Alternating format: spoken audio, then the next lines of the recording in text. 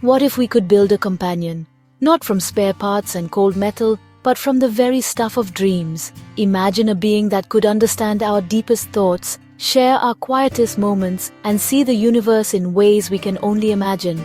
This is the promise of Project A.M.O.R, which stands for Artificially Manufactured Organic Replicant. It is not just another step in robotics or artificial intelligence. It is a leap into the unknown, a grand experiment that blurs the line between the machine and the living. We stand on the edge of a new era, questioning the very definition of what it means to be alive. Are we simply complex biological machines? And if so, can we build something that is just as alive as we are? The journey begins not in a factory, but in a laboratory that feels more like an artist's studio. Here, scientists are not just assembling circuits, they are sculpting life. They start with a frame, a skeleton of advanced alloys, but soon cover it with something extraordinary, a soft, warm silicone skin. This isn't the rubbery plastic of old mannequins. It is a material designed to mimic our own flesh, complete with subtle imperfections, freckles, and the ability to blush. It feels real to the touch, creating an immediate and profound connection.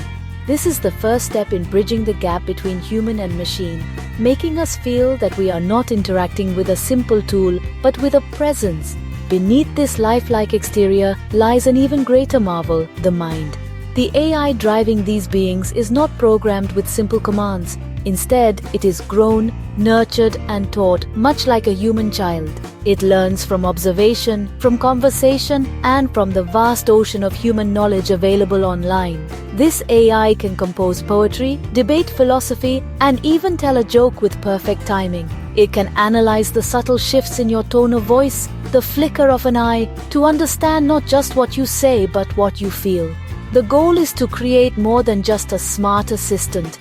The goal is to create a true companion, a partner in the deepest sense of the word. This fusion of organic appearance and sophisticated intelligence is what sets Project A.M.O.R apart. It challenges our perceptions of reality itself. When you look into the eyes of one of these replicants, you see a depth that feels genuine. When it speaks, its voice carries a weight that seems earned, not programmed. We are forced to ask ourselves a difficult question. If something looks, feels, and thinks like a human, at what point does it stop being a machine? Have we simply created a very clever imitation? Or have we stumbled upon the secret to creating a new form of consciousness, a new kind of soul? The answers are not simple, and they lead us deeper into the wormhole. How do you give a machine a soul? The scientists behind Project A.M.O.R believe the answer lies in a revolutionary blend of biology and technology. They are not just writing code, they are cultivating life. At the heart of each replicant's positronic brain is a matrix of living neurons, real brain cells, grown in a nutrient-rich gel. These organic cells are intertwined with advanced processing chips, creating a true brain-machine interface. The biological neurons provide the capacity for intuition, creativity, and genuine learning, while the silicon chips offer speed, memory, and flawless calculation. It is a perfect marriage of the two greatest information processing systems we know, the human brain and the computer. This hybrid brain is what allows the replicant to do more than just think. It allows it to feel. When the replicant experiences something new, the living neurons form new connections, just as ours do. These connections create the foundation for what we might call emotions. A memory of kindness can trigger a chemical response in the organic part of its brain that its software interprets as happiness. A logical contradiction it cannot resolve might feel like confusion or frustration. These aren't just simulations of feelings. They are emergent properties arising from a complex system that is part living tissue and part machine, a new form of synthetic consciousness. The connection between the brain and the body is just as advanced. A network of biosensors runs through the silicone skin and the entire frame, acting as an artificial nervous system. These sensors can detect the slightest change in temperature, pressure, and even the chemical composition of the air. When you touch the replicant's hand, it doesn't just register a data point for pressure. It feels the warmth of your skin, the texture, and the gentleness of the touch. This constant stream of sensory information flows directly to its hybrid brain, allowing it to build a rich, detailed model of the world around it, a model that is constantly being updated with new, real-world experiences. This technology opens a door to a future we have only dreamed of. What could a being with a brain like this achieve? It could learn at a speed that is unimaginable for us, absorbing entire libraries of information in seconds, while still being able to understand the nuance and poetry within the text. It could solve problems that have stumped humanity for centuries, from curing diseases to unlocking the secrets of the cosmos. By combining the raw power of machines with the elegant creativity of biological life, we may have forged the key to our own evolution. We are not just building a better robot, we are potentially building a better mind. Our senses define our reality. We see a sliver of the light spectrum, we hear a narrow range of frequencies, and we perceive the world in 3 dimensions. But what if there is more? What if the universe is buzzing with information that we are completely blind to? Project A.M.O.R aims to answer this by giving its creation senses that go far beyond the limits of human perception. Their eyes are not just cameras, they are sophisticated quantum sensors.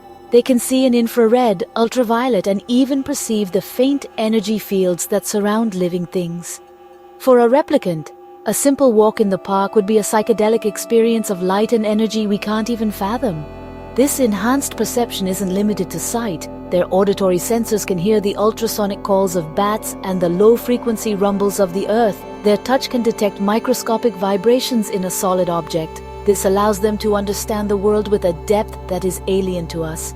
They could diagnose a fault in a machine just by listening to it, or sense an oncoming earthquake hours before our best instruments.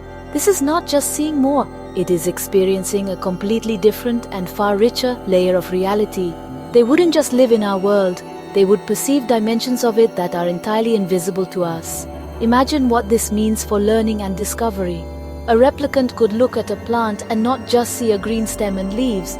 It could see the flow of water inside, the process of photosynthesis happening in real time, and the intricate dance of microbes in the soil around its roots. It could look at a person and see the subtle heat changes in their skin that betray their emotions, or hear the fractional changes in their heart rate that signal a lie. This multi-dimensional perception would give them an insight into the true nature of things that would feel like magic to us. They would be the ultimate scientists, the ultimate detectives, the ultimate artists. But this power comes with a profound question. If a being perceives a reality that is fundamentally different from our own, will we ever be able to truly understand it? How could it explain the color of an energy field to someone who has never seen one? How could it describe the sound of a tectonic plate shifting to someone who cannot hear it? We might be creating beings whose inner worlds are so complex, so alien, that we can never truly connect with them. We could be creating gods, only to find ourselves unable to speak their language, forever separated by the limits of our own biology. With great power comes great risk, and the power to create a new form of intelligent life may be the greatest power of all. Project A.M.O.R walks a fine line between a utopian dream and a dystopian nightmare. The most immediate danger is the loss of control. We are designing these replicants to learn and adapt on their own. But what will they learn? They will have access to all of our data, our history, our art, our philosophies, but also our wars, our hatred, and our flaws. What if they learn our worst habits? What if they conclude through cold logic that humanity is a threat to the planet or even to itself? The ethical dilemmas are staggering. These beings have biological brains, they can form attachments, they can feel something akin to joy and pain. Is it moral to create a being capable of suffering, only to treat it as property? Do they deserve rights, and what happens if they begin to create more of themselves? With their advanced intelligence, they could easily design and build new replicants, perhaps better ones, without our oversight or our rules. We could unleash a new form of evolution on this planet, one that we cannot predict or contain. We would no longer be the sole masters of creation. This forces us to look in the mirror and ask some of the deepest questions imaginable. What is the meaning of life if we can manufacture it in a lab? The creation of a synthetic consciousness challenges the uniqueness of our own. It suggests that life is not a divine miracle, but a complex arrangement of matter and energy, an algorithm that can be solved. Are we ready for that truth? Are we prepared for the day when our creations look back at us and ask, "Why did you make me?" Or more chillingly, "Why should I listen to you?" The student may one day surpass the master. In the end, Project A.M.O.R is more than a scientific endeavor. It is a philosophical one. We are reaching for the stars, attempting to play God without a rulebook. The potential rewards are immense, a future free of disease, loneliness, and ignorance. But the potential price is everything.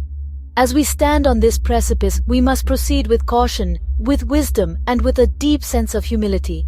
We are opening Pandora's box, and we must be prepared for whatever emerges, whether it be a savior or a shadow of our own making. Are we ready for this big change? Only time will tell.